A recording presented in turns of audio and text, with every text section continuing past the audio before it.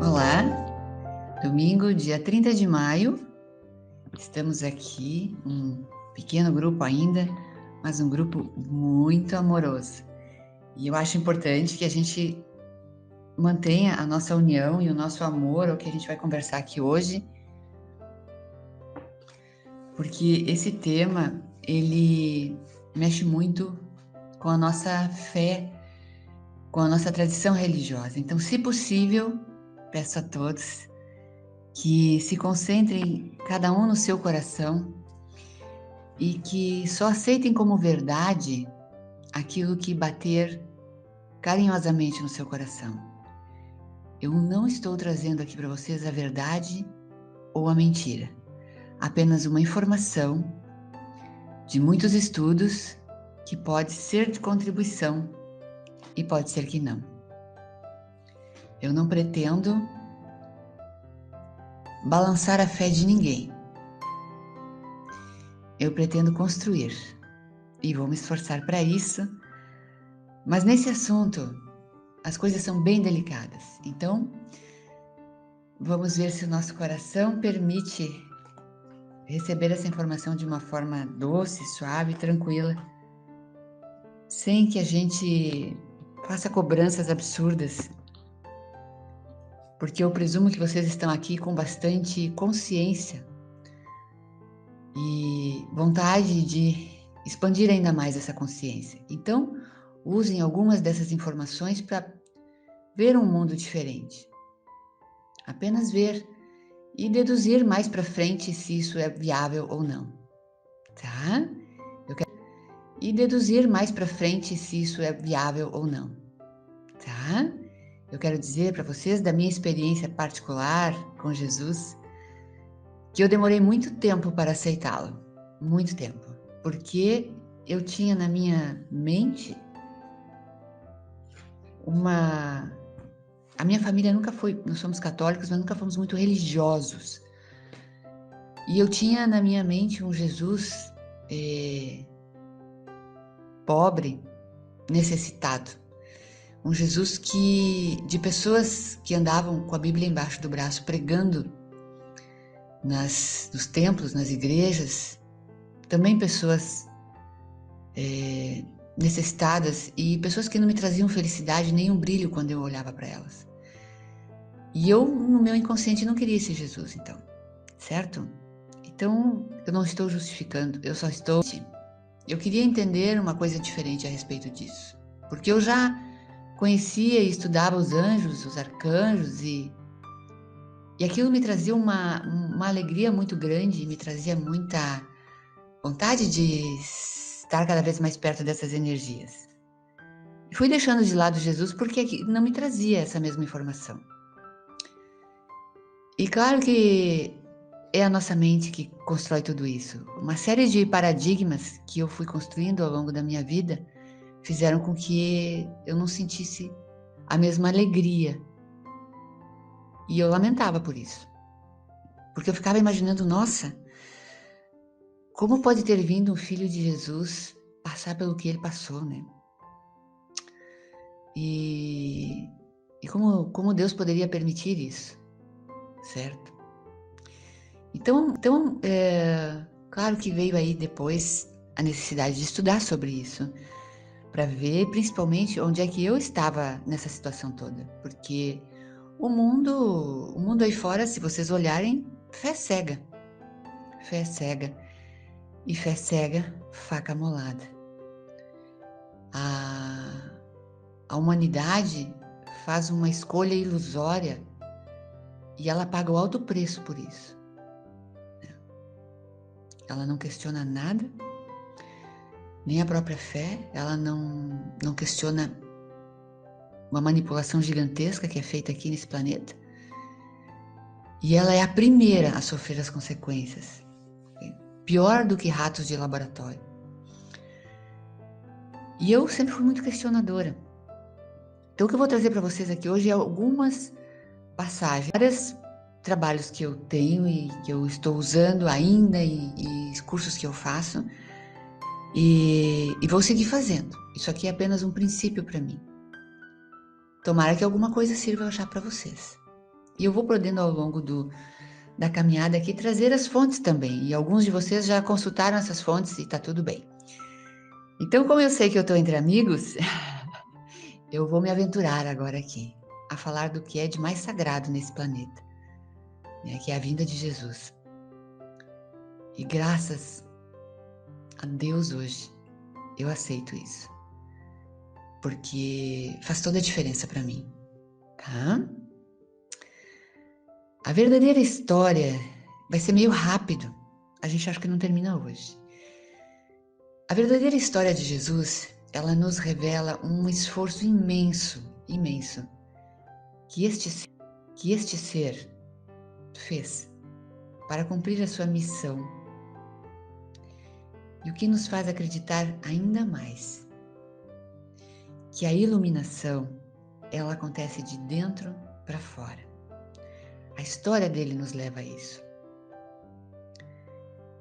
E nos leva também a saber que não existe um Salvador, porque senão ele teria nos salvado disso tudo que está acontecendo. E nas cartas de Cristo fica bem claro, o livro, tá, gente? Vou depois deixar essas recomendações para vocês. Fica bem claro que ele não se coloca como Salvador, ele se coloca como um caminho, o caminho que leva ao Pai. Mas a salvação é cada um de nós que temos que fazer. Não adianta pedir, mas não adianta mesmo fazer. Não adianta pedir, mas não adianta mesmo. Mas é claro que se nós caminharmos ao lado dele, que é o caminho, e dos seres de luz que ele determinou que nos cuidassem, nos amparassem, nos guiassem, nós teríamos e teremos uma travessia muito mais íntegra com o nosso espírito. Íntegra de integrado, tá, gente? Não é íntegra de certo ou errado, mas na integralidade da nossa essência primordial. Uma travessia muito mais realizadora, porque somos abençoados quando nós enxergamos onde estão as bênçãos, e muito mais protegida, porque eu digo, ai daquele que neste momento, especialmente do planeta, atirar para cima e disser que é autossuficiente em proteção aqui. Ele vai passar por provação. Nós somos fortes e poderosos, sim, mas o tempo é outro. E sim, nós estamos sendo disputados. Recentemente, informações que foram canalizadas dizem que cerca de 80% das informações dos evangelhos, como nós conhecemos, foram construídas com intenções nefastas, certo? E isto começou lá no Concílio de Nicéia, quando não mais que uma dúzia de homens humanos decidiu usar esta informação para manipular as pessoas. Do que nós sabemos de Jesus, calcula-se que 20% é fiel, é original, é autêntico, tá? Gente, isso é assim como a nossa história. A história da humanidade não é a história que estão nos contando. E este é o tempo em que nós vamos começar a descobrir a nossa verdadeira história. É tudo manipulado. Jesus, Yeshua, acho lindo, né? Yeshua. Ou Joshua, ou Emanuel, são alguns dos nomes que ele é chamado. Emanuel sempre foi canalizado pelo nosso querido Chico Xavier. E, gente, para nós, brasileiros, Francisco Cândido Xavier é uma personalidade, é como se nós tivéssemos Jesus entre nós, tá? Iluminado, abençoado, e ele canalizava direto Emanuel. E Emanuel é um dos nomes de Jesus, é um fractal de Jesus. A gente não pode nunca entender Jesus, nem os anjos, nem os arcanjos como seres personalizados, digamos assim, tá? Embora a gente entenda isso porque Jesus encarnou como um humano. Mas a gente tem que entendê-los como funções. Anjos são funções, arcanjos são funções. Jesus, o Cristo, é a função. Anjos são funções, arcanjos são funções. Jesus, o Cristo, é a função crística, da iluminação crística. Quando a gente entender isso, a gente vai saber que muitos trabalham em funções diferentes. Mais para frente a gente vai estudar isso. A gente tem um Elohim que trabalha numa função de anjo ou arcanjo para ajudar Jesus a encarnar na Terra, entendeu? Funções diferentes de acordo com as necessidades do momento ou da manifestação da luz. O motivo da vinda de Jesus. Bom, pensemos em Jesus Cristo como o Cristo, a energia crística, um ser em forma de energia da alta hierarquia do universo, com responsabilidades muito maiores do que somente este nosso quadrante como Miguel. Preste bem atenção nas funções. Tá? A gente tem que abrir um pouquinho a cabeça, porque este mundo de lá não é igual ao mundo de cá. Funções, é bem lindo isso, né? A situação na Terra, ela estava fora de controle. Há muito tempo eram enviados emissários, né? Que vinham para alertar a humanidade, tentar salvar, trazer a informação de que há uma existência maior, enfim. Mas esses emissários, eles ficavam aqui presos na corrente reencarnatória. Eu não tenho ainda o alcance de explicar para vocês exatamente reencarnatória. Eu não tenho ainda o alcance de explicar para vocês exatamente isso sobre reencarnação. Mas em breve eu vou ter e vou trazer um especialista aqui também para a gente conversar sobre isso. A roda da reencarnação, ela é uma manipulação que nós passamos aqui nesse planeta, tá? Que nos mantém presos aqui. Por isso muitos dizem que isso aqui é uma prisão. Mas nós temos plenamente a liberdade, só não sei se temos a força, porque se não construirmos, liberdade sem força não é nada, de não ficar aqui presos na roda reencarnatória. Essa roda alimenta os seres negativos e eles inventam isso quando a gente desencarna. É muito grave isso, tá? Esta é a verdadeira prisão, aquela que você aceita, tá? Não tem grades, mas a gente não tem que passar por isso. Só que esses emissários que acabavam gerando karma e ficavam presos nessa roda, né? E aí não tinha muita coisa o que fazer, e vinha um e vinha outro, né? Cristo então decide vir aqui. E uma única forma era possível naquele momento, né? Porque a gente está em dimensão totalmente diferente. Era encarnando como ser humano. Para que isso acontecesse, era necessário uma preparação sem precedentes, inclusive burlando esse sistema de segurança que nos mantém presos aqui. Assim é, ninguém pode vir, nós não podemos sair, entendeu? Sem que a gente cumpra lá as coisas que tem que cumprir. Devido à sua posição, a posição que Cristo ocupa no comando do mundo é tão grande que era muito complicado fazer ele encarnar, entrar.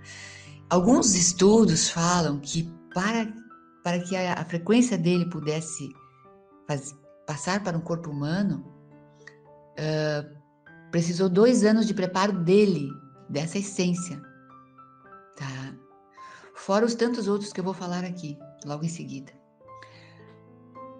A missão que ele vinha trazer aqui era ancorar novamente a energia crística, que já não existia mais, tá? Como outros avatares, né? O Buda, Krishna, tá? houve uma grande preparação. A equipe de seres que preparava esse evento precisou fazer cálculos complexos em astrologia, porque sim, a astrologia influencia tudo, tá? Então foram há cerca de 2000 anos, né? Foi o que quando ele encarnou aqui. Cálculo se identificou que haveria uma pequena janela de oportunidade, né? E que essa oportunidade se daria ali na região da Palestina, hoje Israel, ok? Além de Cristo, também era necessário que parte de sua equipe viesse para auxiliá-lo. Para ser bem-sucedido, ele necessitava de uma contraparte feminina. Se vocês já observaram aqui, todas os anjos e arcanjos, perdão, têm sua contraparte feminina, assim como todos os mestres ascensos, porque é um complemento, gente.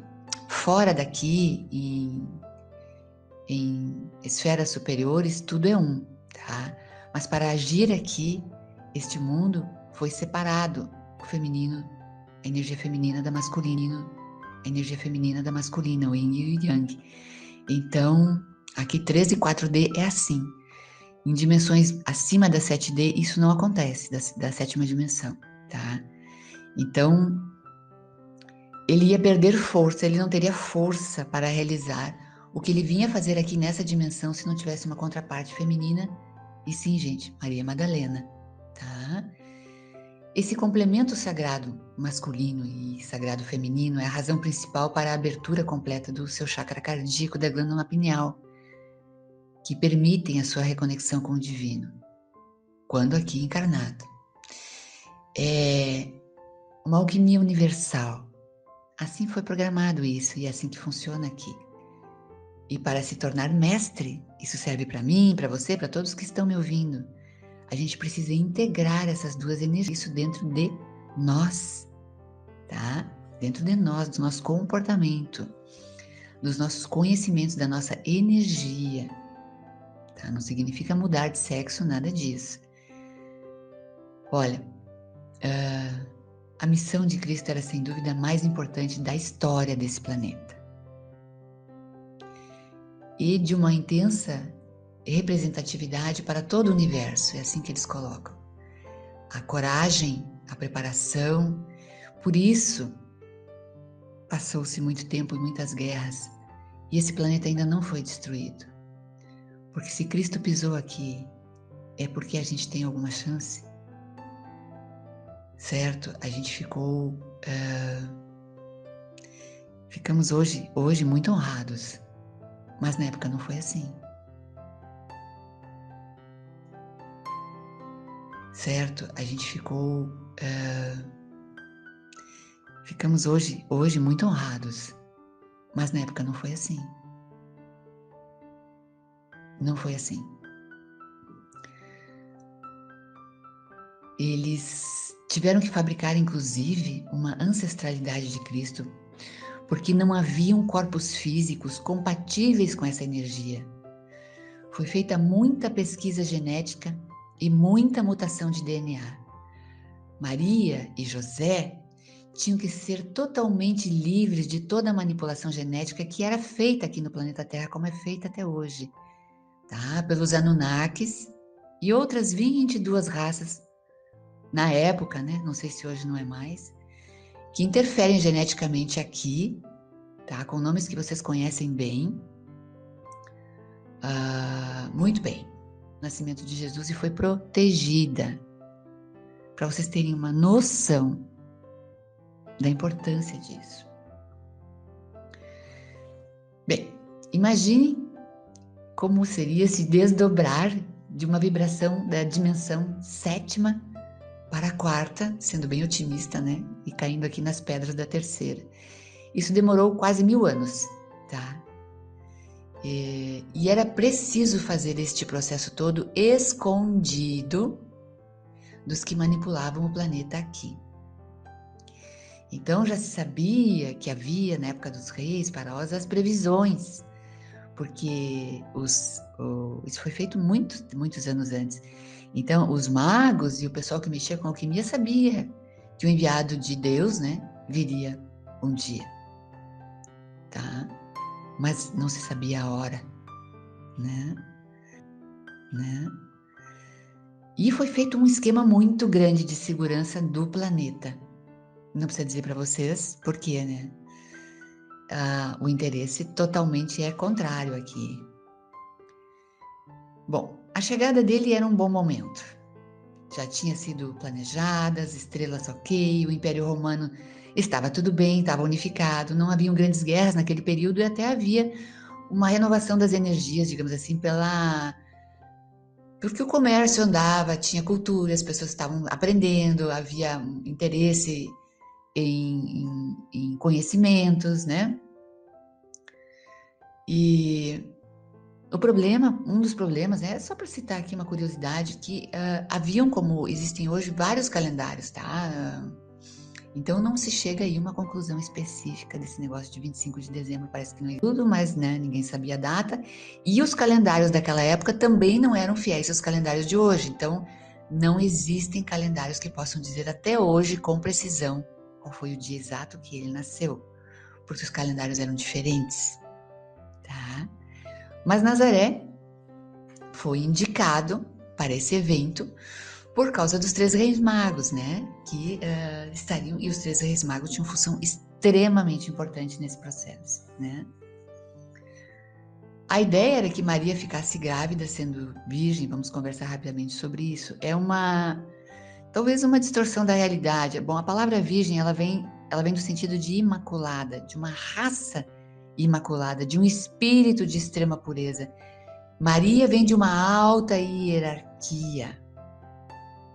Ela vem com a responsabilidade de gerar o corpo de Cristo. Só que espírito de extrema pureza. Maria vem de uma alta hierarquia. Ela vem com a responsabilidade de gerar o corpo de Cristo. Só que depois pegaram esse negócio aí, né? Como os humanos são um desastre nessa área. Para fazer manipulação sexual, até hoje é usado isso, tá? Dizendo que sexo é sujo, que nós somos sujos, blá, blá, blá, blá, blá, blá, blá, blá, e deixam de aproveitar uma das energias mais poderosas que nós temos aqui, e lindas, e divinas. Não existe nada no nosso corpo que não seja divino. Nada. A nossa mente é que cria tudo. César Augustus havia decretado que todos os habitantes muito desse negócio de ser contados. Eles não gostavam muito das regras, na verdade, naqueles momentos. Eram muito difíceis para eles. Mas eles teriam que ir até Belém para fazer esse registro. Bom, José disse que ia, não queria levar Maria, mas ela disse, não, eu vou, e pronto, e foi. Então, a intuição dela levou ela para lá, né? Chegando lá, todos os albergues já estavam lotados, porque tinha esse censo, e a cidade estava lá em polvorosa, né? E eles encontraram um lugar lá, um alberguezinho, com estábulos ali na frente, ali, e por ali, naquela noite, foi que Jesus nasceu. E ele foi, dentro da tradição judaica, circuncidado no 8º dia. Seu nome, Joshua, ou Jesus, foi registrado, ok? A família, depois dessa noite ali, dessas primeiras noites ali, foi recebida por um comerciante da região, eles ficaram, foi recebida por um comerciante da região, eles ficaram ali por 3 semanas, aí com quarto e tudo em condições melhores, porque Maria e José não eram de família miserável. Jesus não nasceu numa família miserável, ele é uma família classe média para a época, tá? E aí vem o conhecido massacre, né, proposto por Herodes. Sim, foi feito. Ele foi avisado que o Filho de Deus, o Filho do Cristo, havia nascido e ele mandou matar todas as crianças com menos de 2 anos de idade. E assim foi feito. Mas José e Maria tinham sido avisados pelo arcanjo, né? E já estavam em Alexandria quando isso aconteceu. E só voltaram ali para esse local após a morte de Herodes, 2 anos depois, mais ou menos. Jesus, como eu falei, eles eram de uma família classe média. Ele tinha um tio, José de Arimateia. E ele foi convidado ainda criança, um pouquinho mais velhinho já, mas uma criança ainda, para ir viajar com esse tio para aprender sobre as coisas do mundo. E aí eles visitaram vários países da Europa. Ele aprendeu idiomas e muitos conhecimentos sobre a Lemúria, Atlântida e outras civilizações anteriores a estas ainda. Nós somos velhos, né, gente? A gente acha que é jovem. Uau! Jesus, como Buda, Gandhi e outros avatares, não nasceram em profunda miséria nem na pobreza. Isso porque é preciso ter suporte para desenvolver estudos. Uma boa alimentação, bons conhecimentos, estudar idiomas, sempre foi e sempre será. Para ter um nível de consciência mais elevado, você não pode nascer na miséria. Consciência mais elevada, você não pode nascer na miséria. Assim, Buda, se vocês sabem a história de Buda, a família de Buda era riquíssima. Né? A imagem de um Jesus pobre e miserável é uma das tantas armadilhas da igreja para manter a população nesta mansidão, agradecendo pelas migalhas que recebe e sendo lembrada diariamente que somente aos pobres será dado o reino dos céus. Isto é irritante, me desculpem. Eu tenho umas coisas que eu tenho uns repentes que me perdoem. Nessas viagens, Jesus aprendeu diretamente com os druidas, os antigos celtas, né? Aprendeu sobre as forças da natureza, Gente, a natureza é o nosso Deus aqui. Mática, mediunidade, energias. Essa é a verdadeira escola que todos nós deveríamos aprender. Quando ele voltou para a Palestina, ele já tinha 15 anos de idade. E muitos conhecimentos que a gente chama de herméticos, que somente os sábios têm. Tá? Já no final da sua adolescência, ele foi levado lá para o Egito para conhecer um grupo de sacerdotes de uma ordem secreta milenar que existe desde o começo da civilização terrestre, sob o comando de mestre Melquisedeque e vários instrutores planetários. Hoje no etérico, mas todos os estudos que vocês fizerem sobre Melquisedeque agregam muito à nossa vida. Muito, muito, muito. Nesse local, lá no Egito, foi onde ele veio a conhecer Maria Madalena, que era uma sacerdotisa Melquisedeque, da ordem de Ísis, porque o Egito foi onde ele veio a conhecer Maria Madalena, que era uma sacerdotisa Melquisedeque, da ordem de Ísis, porque o Egito tinha esses deuses, né? Jesus, então, já estava aí meio apaixonado já e tal, mas seguiu, porque ele tinha que seguir a maratona dele e completar a sua educação, né? Que só terminou por volta dos 30 anos de idade. Ele então, perto dos 30 anos, ele faz uma viagem muito interessante para um retiro no Monte Hermon, no caminho para Damasco. Hoje é norte de Israel. Ali em meditação, ele recebeu todos os ajustes que ele precisava para cumprir a sua missão. Ele ficou sabendo qual era a missão e recebeu tudo o que ele precisava para enfrentá-la. Ao final desse retiro, eu confio, porque é um pesquisador, a desses alucinados. Mas vocês vão encontrar também outras fontes falando a mesma coisa. Nesse retiro no Monte Hermon, ele recebeu a visita de Satã, representado pelo próprio Lúcifer, e do antigo governador planetário, o Caligastia. Vocês também, alguns já podem ter ouvido falar. Eles se manifestaram porque nessa época Jesus vivia mais em processo meditativo do que ele ia começar a missão de pregar, né? Estava se preparando. E eles se manifestaram ali para que ele desistisse do projeto, questionando a liderança de Miguel.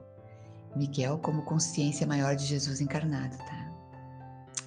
Porque acontece que Lúcifer já havia perdido a primeira batalha. Miguel como consciência maior de Jesus encarnado, tá?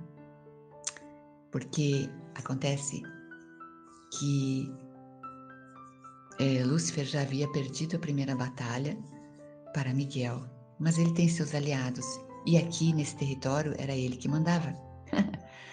Ele já estava acostumado com aquela organização. Não adiantou nada. Jesus não mudou o pensamento, nem o posicionamento e aí sim, o tiro saiu pela culatra, porque aí ele decidiu assumir uma postura de mestre mesmo. Até então ele estava numa de aprendizado, agora ele entendeu o quanto a estada dele, a missão dele eram importante por toda a eternidade. Certo? Vou fazer o que eu tenho que fazer.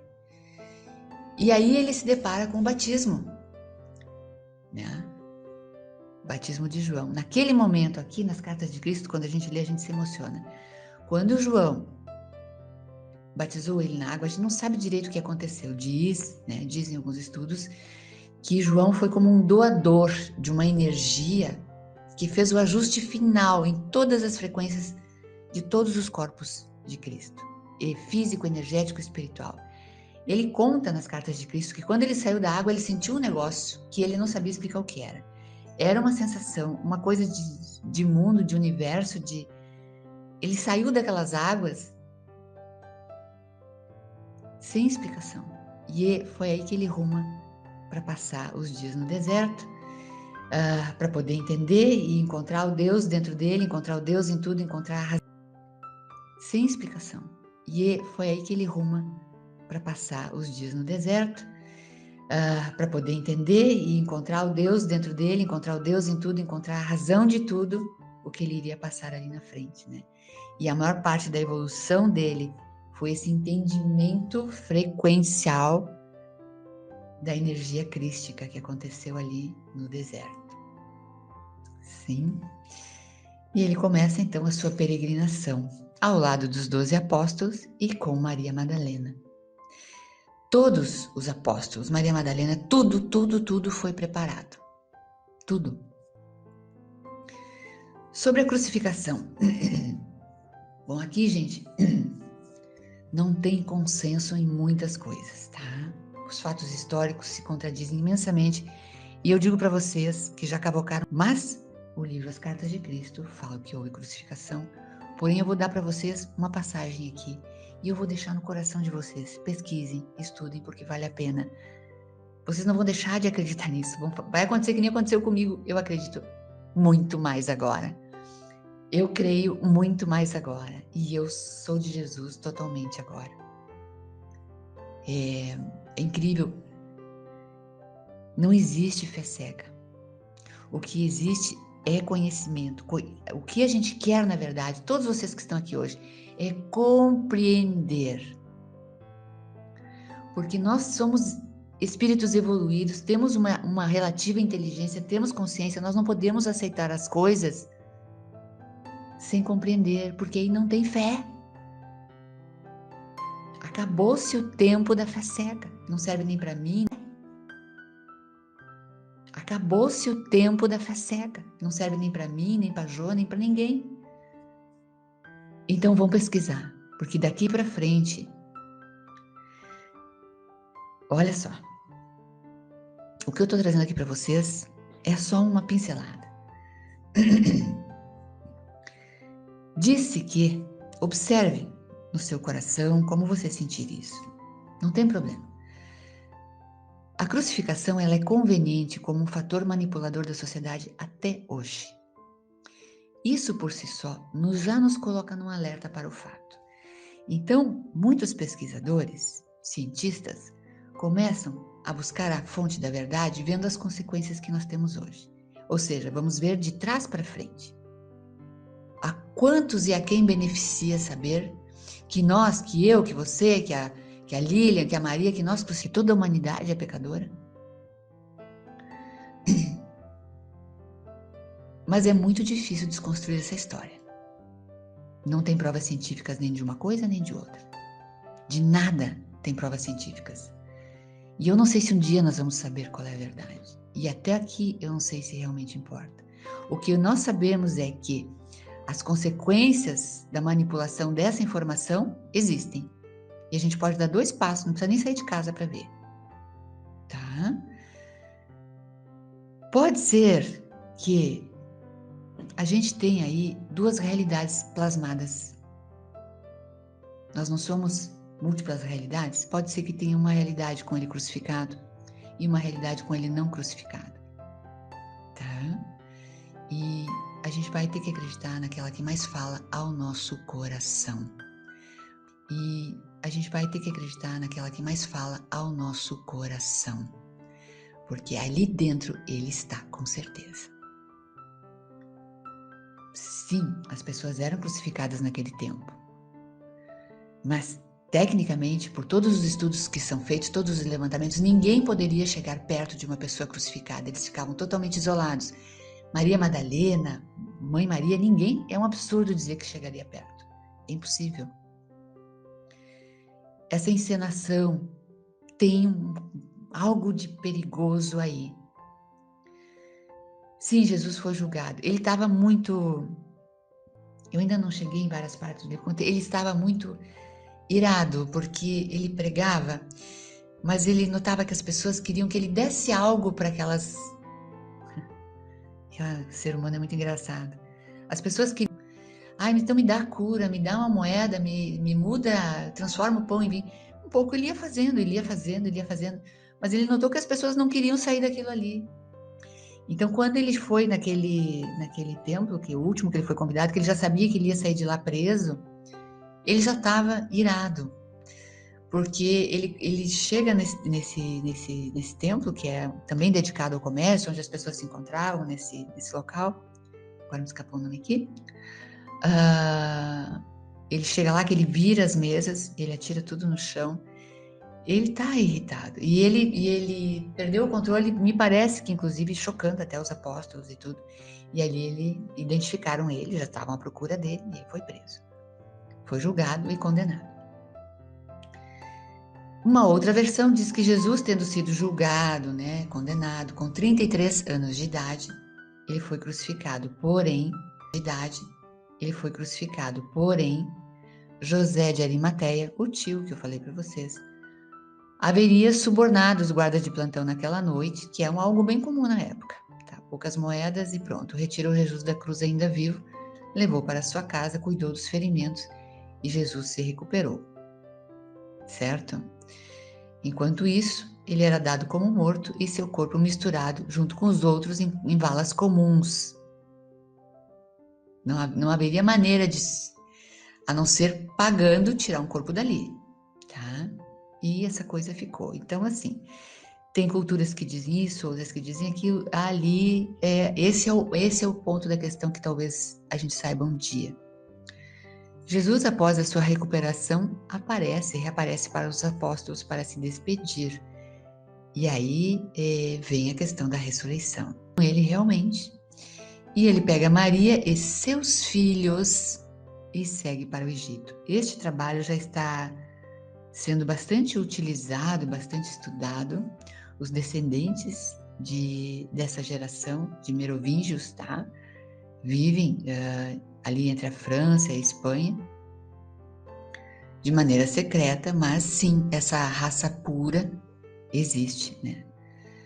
E, bom, para seguir para frente, eles se estabeleceram, né? Depois do Egito, eles foram para um local perto de Alexandria, mas eles estavam com receio de que ele fosse descoberto, porque ele tinha já tido alguns problemas de identificação da identidade dele, né? Então ele resolveu deixar a família ali e seguiu para uma peregrinação ao redor do mundo. Sim, foi para uns problemas de identificação da identidade dele, né? Então ele resolveu deixar a família ali e seguiu para uma peregrinação ao redor do mundo. Sim, foi para a Grécia, foi para a Índia, foi para a China, né? A missão dele era dar continuidade ao ancoramento da energia crística no planeta.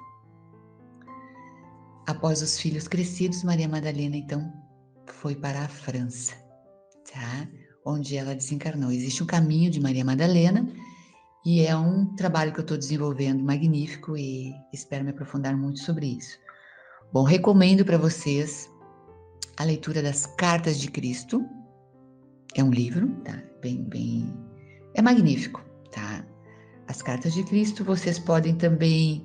Eu tenho aqui um trabalho que é muito prático, muito delicioso de ouvir. O trabalho aqui meu foi mais... para poder ser um pouco mais sucinto, inspirado bastante no Fábio Santos, que eu admiro muito. Eu gosto dos jovens quando eles se movimentam, porque os jovens não têm os nossos paradigmas mais, sabe? Eles estão abertos para pesquisa, eles estão abertos para o que der e vier, e eu acho isso incrível.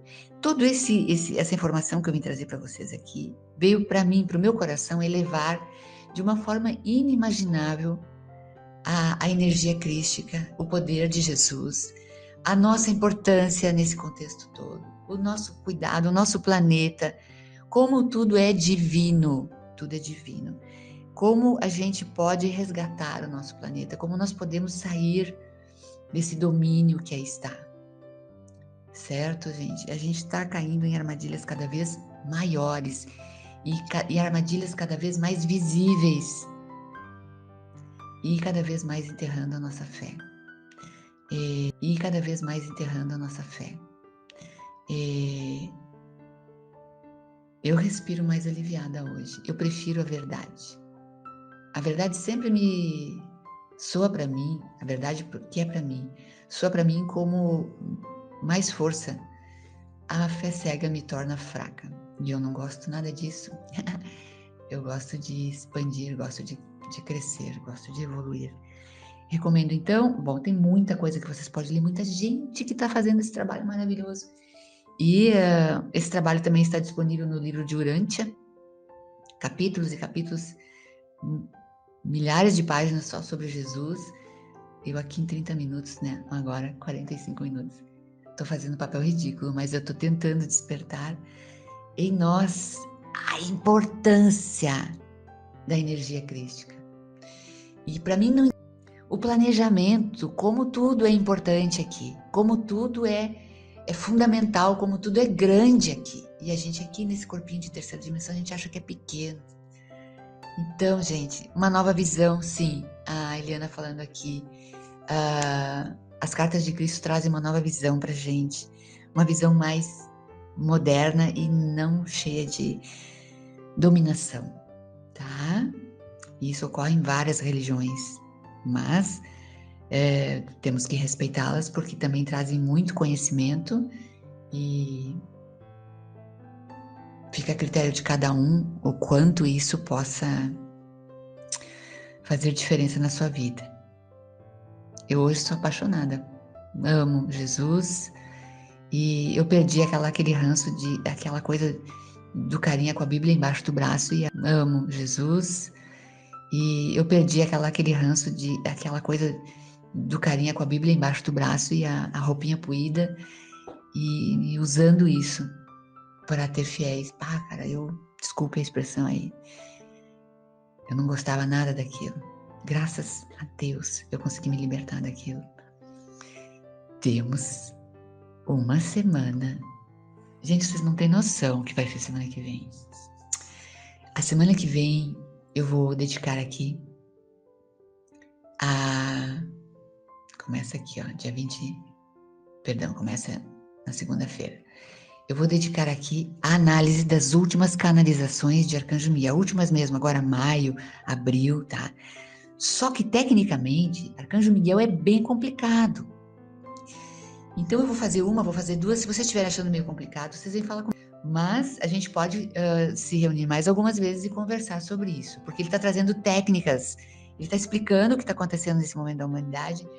Por que a gente está indo para uma direção, a gente tem que ir para outra. E como a gente faz para se proteger, como a gente faz para evoluir, como a gente faz. O que a gente tem que fazer agora. Então, tecnicamente, é muito conteúdo. Tentei aí, mas eu vou tentar concluir em 8 episódios. O primeiro episódio amanhã, segunda-feira, o fim da separação. É sempre uma alegria estar aqui com vocês. E fiquem com a informação que o seu coração definir como válida, por favor. Tá? Vocês me respeitam mais se me contrariam do que aceitando fé cega aí. Eu não quero fazer mais do mesmo, nunca. Porque eu amo o que eu faço. E se eu falei uma frase que serviu para vocês, que seja. Tá bem? Que seja. Tá bem? Um grande abraço. Uma feliz noite para todos, abençoada. Protejam-se. Eu amo vocês. Obrigada.